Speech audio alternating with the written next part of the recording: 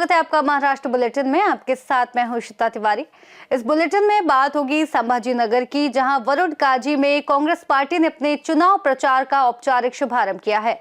अगली खबर भी संभाजी नगर से है, जहां पिशोर समूह में चुनावी मुकाबला अब और भी तीखा होता जा रहा है। ऐसी तमाम खबरों पर विस्तार से करेंगे आगे चर्चा। धुले शहर के देवपुर इलाके के रामनगर में श्री सद्गुरु गजानन महाराज के 148वें प्रकट दिवस पर गजानन महाराज मंदिर की तरफ से बड़ी पालकी यात्रा निकाली गई। Shri Gajanan Maharaj cultural and educational Mandal के तत्वाधान में आयोजित इस यात्रा में संस्था के प्रेसिडेंट बाबू साहेब गोपाल केले और सुनंदा ताई केले ने पूजा अर्चना कर पालकी को आगे बढ़ाया। भक्तों ने गण गण गण बोते हैं कि जयकारों के बीच पालकी यात्रा में भाग लिया। रास्ते में जगह जगह स्वागत और रंगोली बनाई गई, जिसमें शेगांव वारकरी और सिर पर कलश लिए महिलाएं भी शामिल हुई। पालकी यात्रा श्रद्धा और भक्ति के साथ संपन्न हुई। धुले से सीनियर संवाददाता नीलेश परदेसी की रिपोर्ट। वरुण काजी में कांग्रेस पार्टी ने अपने चुनाव प्रचार का औपचारिक शुभारंभ किया, जिसमें कांग्रेस उम्मीदवार कोटे सुनीताई शेजवाल और मुर्मे अन्ना के प्रचार अभियान की शुरुआत नारियल फोड़कर की गई। इस अवसर पर सांसद कल्याण काले उपस्थित रहे और उन्होंने हाथों से प्रचार का शुभारंभ किया। कार्यक्रम में बड़ी संख्या में कांग्रेस कार्यकर्ता, पदाधिकारी और स्थानीय नागरिक शामिल हुए, जहां कार्यकर्ताओं में जबरदस्त उत्साह देखा गया और कांग्रेस के समर्थन में नारेबाजी हुई। सांसद कल्याण काले ने कहा कि कोटे सुनीताई और मुर्मे अन्ना को जनता का भरपूर समर्थन मिल रहा है और आगामी चुनाव में कांग्रेस को निश्चित सफलता प्राप्त होगी। त्याचबरोबर आपल्या सगळ्यांचे मार्गदर्शक देवराव दांडगे, दुसरे मार्गदर्शक भीमराव दादा गे, व्यासपीठावर उपस्थित सगळे मान्यवर आणि आपल्या या गटातून गणातून या घटक पक्षाचे सुद्धा सर्व पदाधिकारी आणि माझे तरुण सहकारी मित्र, खरं तर सगळ्यांच्या व्यासपीठावरच्या मंडळीचे नाव घ्यावे, दुसऱ्या उमेदवार आपल्या आणि या तुम्हाला मतदान द्या असं म्हणायला मी उभाच नाही। तुम्ही गावात कमीत कमी एका जणांनी 50-50 मतं यांना मिळून द्या हे म्हणायला उभा राहिलोय। तुम्हाला असं वाटेल बरं झालं आपले एक टिपका मारला झालं काम, तसं नाहीये। तुम्हाला महिला भगिनीला आजूबाजूचे आपले 10-5 घर आहे ना, त्यांना सांगावं लागले। खरं तर हे हा लोकशाहीतला सण आहे। परमपूज्य डॉक्टर आंबेडकरांनी जी घटना लिहिली त्याच्यामध्ये आपल्याला या देशाचं मालक केलं म्हणजे काय केलं, आपल्याकडे येतात तरी नहीं तो आते थे क्या मौलाना, वो बोलते थे आप तो मेरे नाम पे कर दिया सातबारा। ही विनंती मतदाराला आपण करायला, मग उमेदवाराला यावं लागतं। ही लोकशाहीतली खऱ्या अर्थाने ही एक जादू आहे, एक आपल्याला दिलेला अधिकार आहे। हा लोकशाहीतला सण आहे, हा साजरा करण्याचं काम आपण येणाऱ्या 7 तारखेला करायला निघालेलो आहे। म्हणून माझी आपल्या सगळ्यांना विनंती राहील, येणारी 7 तारीख ही आपल्यासाठी अतिशय महत्वाची आहे। छत्रपति संभाजी नगर से सीनियर संवाददाता सचिन भंडारे की रिपोर्ट। महाराष्ट्र के छत्रपति संभाजी नगर में पिशोर समूह का राजनीतिक माहौल गरमाया हुआ है, जहां विकास अघाड़ी के आधिकारिक उम्मीदवार संजय निकम ने प्रेस कॉन्फ्रेंस के दौरान अपनी जीत का पूरा भरोसा जताया। उन्होंने कहा कि उनके विकास कार्यों, जनता के समर्थन पर उन्हें पूरा विश्वास है। इस अवसर पर बड़ी संख्या में नागरिक और कार्यकर्ता मौजूद रहे, जिससे पिशोर समूह में चुनावी जोश और बढ़ गया। संजय निकम ने भरोसा व्यक्त किया कि जनता अंततः उन्हें जीत दिलाएगी।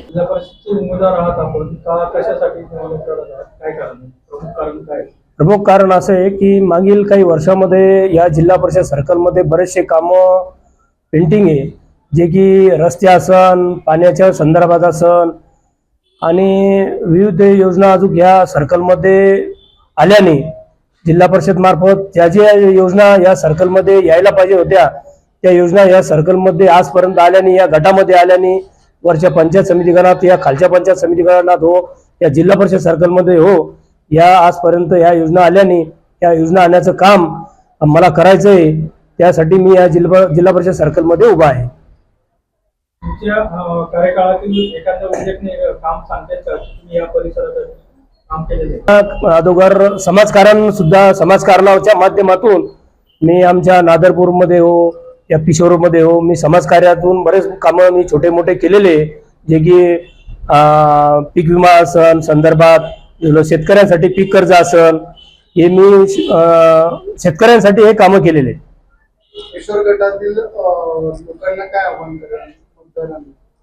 किशोर सर्कल गटामध्ये मी सर्व मतदार बंधू आणि भगिनींना आव्हान करतो की येणारी जिल्हा परिषद निवडणूक ही धनशक्तीवर चालायला नाही पाहिजे, ही विचारावर आणि ह्या उमेदवारावर चालायला पाहिजे.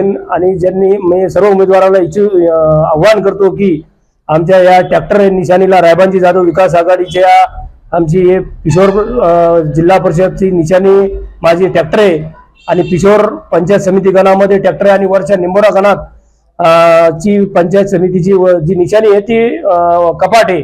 या सर्व आमच्या तिन्ही उमेदवारांना आपण भरघोस मतांनी निवडून द्या, एवढीच मी या मतदार बंधूंनी भगिनींना विनंती करतो. काय सांगाल, तुम्ही भाजपकडनं उमेदवारी घेणारे किंवा दावेदार व्यक्तिमत्व आहे, तरी तुम्हाला डावलण्यात आलेलं होतं?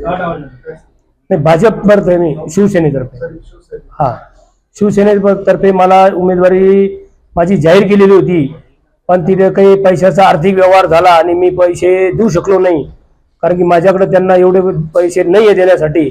मला सर्वसामान्यापर्यंत जायचंय आणि सर्व काम करायचंय. मला पैसे देऊन कोणती निवडणूक लढवायची नाही किंवा पैसे देऊन मला कोणती उमेदवारी घ्यायची नाही.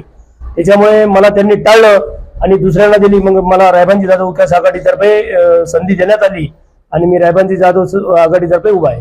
असं वाटतं का प्रत्येक आता ज्या निवडणुका सुरू आहे प्रत्येक पक्षाकडून त्या उमेदवाराला पैसे मागण्यात येतात, किंवा जर तो उमेदवार काही देत असेल पक्षासाठी तरच त्या उमेदवार द्यायचे आणि सर्वसामान्य एखादा कार्यकर्ता असेल तर त्याला नाकारण्यात येतो, असा अन्याय होतो? हो, 100%. जे जे पैशावाले जे उमेदवार आहे त्यांनाच ही जर उमेदवारी मिळती. आता आपण महानगरपालिकेला पण बघितलं, सर्वसामान्याला न्याय पक्ष देतच नाहीये. जे सर्वसामान्य कार्यकर्ते राहतात त्या कार्यकर्त्याला हे फक्त पैशाच्या बळावर जे उमेदवार आहे, जे पैशाच्या बळावर त्यांनी तिकीट आणलं आणि उमेदवारी लढताय, बस याच्या उपर काही नाही दुसरं. म्हणजे आता या निवडणुकीमध्ये जनशक्तीचा विजय की जनशक्तीचा विजय असा चर्चा सत्र चालू असते, काय वाटतं एकंदरीत? 100% जनशक्ती विरुद्ध धनशक्ती असा हा आहेच, पण इथं धनशक्ती हारणार आहे, हे जनशक्तीच विजयच होणार आहे. काय ध्येय ठेवले तुम्ही? जर उद्या तुम्ही निवडून आलात तर काय करणार? मी जिल्हा परिषद गटामध्ये माझ्या मायबाप जनतेने मला कधी निवडून दिलं तर मी पिशोर जिल्हा परिषद सर्कलमध्ये जे योजना असन जिल्हा परिषदच्या अंतर्गत 25-15 असन, दलित वस्ती असन, ज्या ज्या योजना असन आणि पाणी पुरवठा पाणी पुरवठा गावामध्ये पाणी पुरवठ्याचे बरेचसे योजना आहे, दलित वस्तीच्या योजना आहे, त्या मी सर्व आणण्याचा प्रयत्न करीन.